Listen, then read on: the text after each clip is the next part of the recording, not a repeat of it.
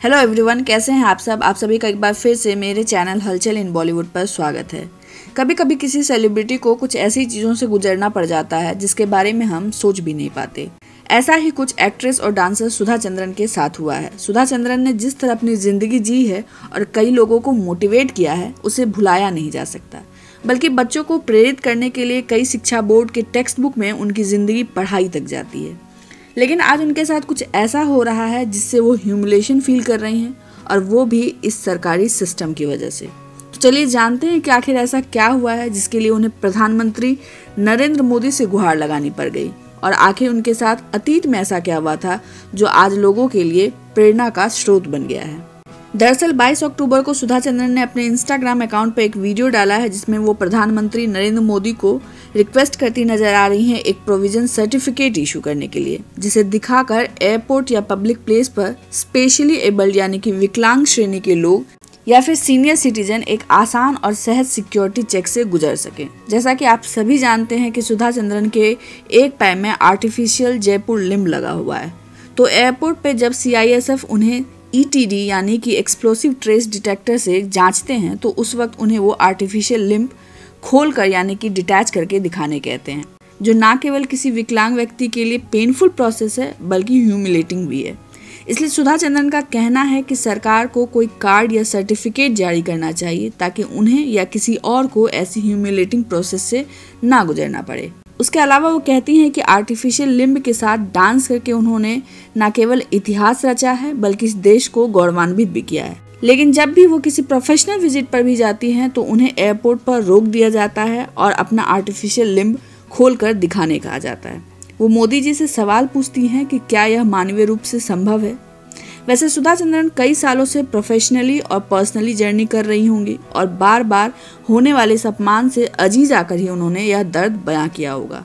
उनका पैर उनके शरीर का हिस्सा है, भले ही वो आर्टिफिशियल है, और ऐसे में अपने शरीर के हिस्से को इस तरह से अलग करके जांच करना उनके मन को आहत करता होगा।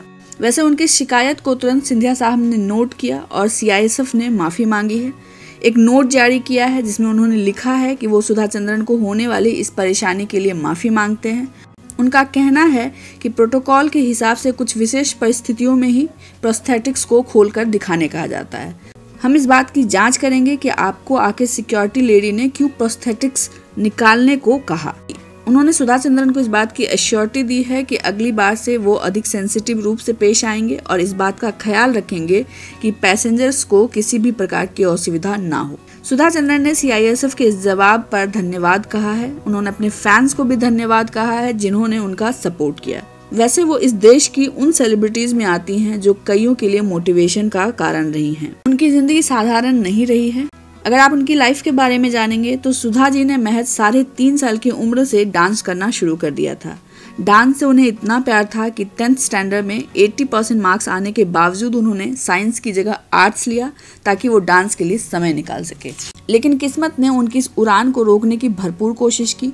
जब वो 17 साल की थी तभी उनका एक बस एक्सीडेंट हुआ जिसमें उनके पैर में फ्रैक्चर हो गया। उस वक्त उनका इलाज तो हो गया लेकिन बाद में उस घाव में गैंग्रीन हो गया जिसके चलते उनका पैर काटना पड़ा। सुधा चंद्रन और उनके परिवार ने डांस की आस छोड़ दी थी। फिर बाद में उन्हें आर्टिफिशियल जयपुर लिम्ब लगाया गया और फिजियोथेरेपी की मदद से उन्होंने दोबारा चलना सीखा। 4 महीने तो उन्हें ठीक से चलने सीखने में लग गए। 2 साल के गैप के बाद उन्हें सेंट जेवियर्स में परफॉर्मेंस करने का ऑफर आया। वो डरते डरते वहाँ परफॉर्म करने पहुंची, पर वहाँ उन्होंने इतना अच्छा परफॉर्म किया कि उन्हें स्टैंडिंग ओवेशन मिला। उनकी इस हालत में परफॉर्मेंस करना किसी भी मिरेकल से कम नहीं था, और उस मिरेकल को देखने के बाद उनके पिता ने अपनी ही बेटी के पैर छू लिए। उन्होंने पैर छूते हुए कहा कि मैं सरस्वती के पैर छू रहा हूँ, तुमने नामुमकिन को मुमकिन कर दिया है। उसके बाद सुधा चंद्रन रुकी नहीं। उन्हें न केवल देश के अलग अलग हिस्सों से बल्कि विदेशों से भी डांस परफॉर्मेंस के ऑफर आने लगे। सुधा चंद्रन ने 1984 में एक तमिल मूवी मयूरी से एक्टिंग के फील्ड में भी कदम रखा। यह मूवी उन्हीं के जीवन पर आधारित थी। बाद में से हिंदी में नाचे मयूरी के नाम से रिलीज की, जिसमें सुधा चंद्रन के साथ साथ शेखर सुमन, अरुणा ईरानी और दीना पाठक थे। इस फिल्म के लिए सुधा जी को नेशनल फिल्म अवार्ड भी मिला था। सुधा जी ने कई भाषाओं में फिल्मों में काम किया है, जैसे कि हिंदी, तमिल, तेलुगु, मलयालम, बंगाली, भोजपुरी। उनकी फिल्मों की एक लंबी लिस्ट है।